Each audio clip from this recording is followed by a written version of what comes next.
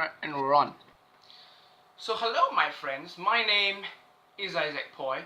No one knows me, except some people, but majority of you don't. And who am I, you may ask? What is he doing on my screens? Why am I wasting my time watching someone I don't know? That's because, my friend, this is a kitchen. And as you know, our beloved ex Matty G don't do Rage Kitchen anymore, because WTF1 had plucked him out of his kitchen and put him in a corner and then tell him, you go rage over there, that's fine. For us, some of us, including me, it's totally fine.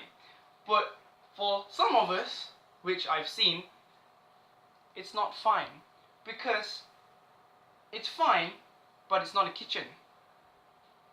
So now we have a kitchen. It's not as good as a kitchen as what Matthew has, and my PC is dead, so, and my phone is pretty trash. So you have a cheap kitchen with a cheap phone and no editing and unedited video, because my PC is dead. If not, I'll still edit it for sure, because it's like some Windows movie maker shit can do stuff. Anyway, now you know why I'm here. Now you know why you're wasting your time. And if you want to continue wasting your time, that's fine, because I'm not famous. I don't have a reputation to keep. Which also means that when I give my view on the Canadian Grand Prix, I can be as blunt and biased as I want. Okay, not really, but I can be more blunt and biased because I'm not famous. I don't have a reputation to keep. So, let's start with the start, shall we? I don't know how to start. Right. I got excited because Max just did what Vettel did last year, which is overtake a shit, get an awesome launch, overtake a shit ton of cars, and cut around the outside in turn 1. And that was exciting. But as a Ferrari fan, I'm not sure how to feel about that, because he took a bit of Vettel's front wing off. So I thought it's like a mix of happy and sad or mad, because Vettel has a damaged front wing. But Verstappen got a good start. I like Max also. So I got really, my emotions got really confused at that time. And then obviously, before I even have a chance to properly feel confused, we have Carlos Sainz suddenly steaming down after turn 2 and pretty much just killed Massa. And Massa was like, what just happened? I was just minding my own business, and I got crashed out the race. And I thought first of all, I saw the replay from Sainz's rear camera, and I thought Grosjean had, you know, back then when Romain was in Lotus, and then he crashed a lot. Why have you gone back to those times, hey Romain? Why? I quite like Sainz, but it wasn't his fault. As you saw on the replay camera, it was like you saw. My opinion, it was Sainz's fault. He was trying to cover him off when he was next to him. That's my opinion. And enough on that. Let's continue on to the rest of the race.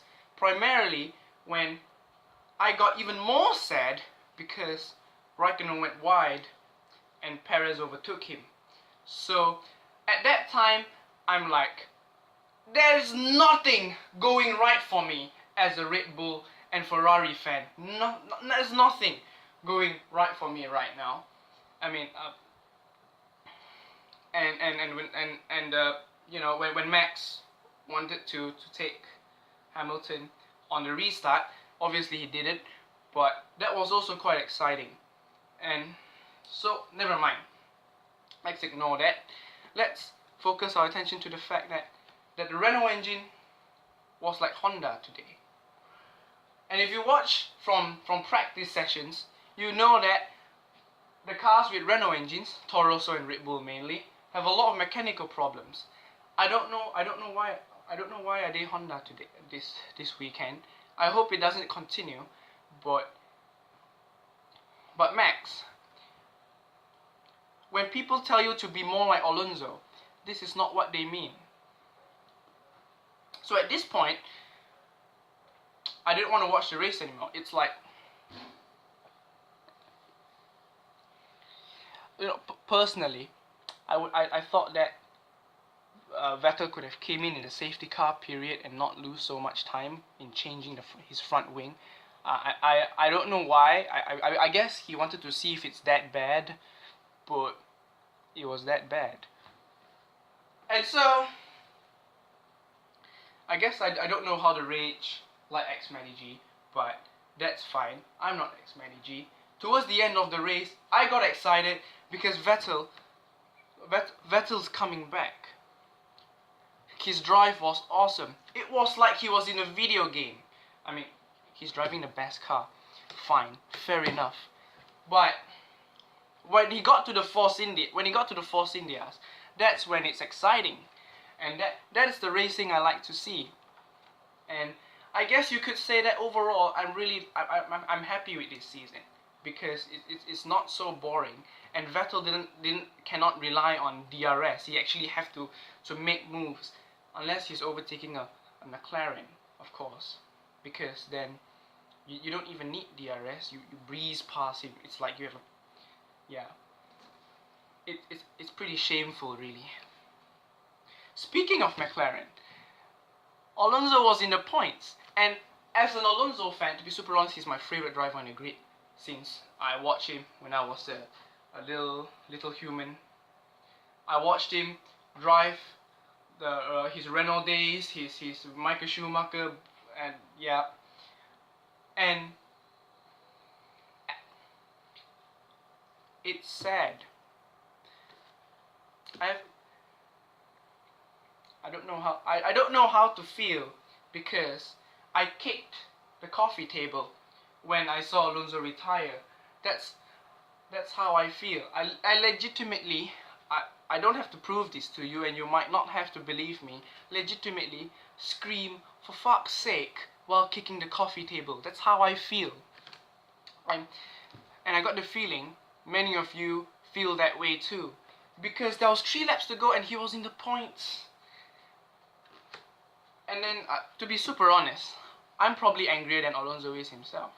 He probably take it as humor now. He's probably like, oh, it's gone again, what do you know? And then, yeah, I was totally not expecting this at all, you know? The engine, Honda blowing up, who knew? I think he's used to it. But in the end, watching the Force Indias, I mean, Ricciardo was good. Some people say that Ricciardo was really lucky. That's true, but he drove well. He made the soft tires work, which some people was worried that won't heat up fast enough. He defended against the Force Indias, which had a better engine than him.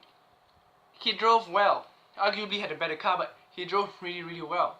He defended well, and he was consistent, and he kept his head cool. So credit where it's due. Then Ricciardo deserved that podium. And the Force Indias, the controversy. Do I think Perez and Ocon? Who did I think Perez was a jerk, or was he right? Personally, Perez wanted to affirm his position, you know, as a better driver, or the number 1 driver, I guess, in Force India. And he didn't want to lose a podium, because if he let Ocon overtake Ricciardo and he gets a podium, then, you know, that wouldn't be so good for Sergio now, would it? But in the whole team's point of view, he was being an asshole. But Perez, as a driver, he was behaving, what I say, you have to have a bit of selfishness to be a champion. They got the champion's selfishness. which is what I say when Max Verstappen back in 2015 shouted no over the radio when asked to let Sainz pass him. So my opinion was that Force India could be a bit more assertive, but they were not. But Perez, I wouldn't be mad at him for saying no. I mean, he was trying to get a podium. Of course, in the end, they didn't even get 4th and 5th because Vettel overtook them. By the way, best part of the race. But yeah, and that's about it. That's my opinions. And 10 minutes, that's way too long. I don't think you watch it till the end. But if you do, very good for you. And yeah, give feedback. If I get sued for copyright, then I'll take it down. Don't worry. I don't think the Rage Kitchen's copyrighted though. So yeah.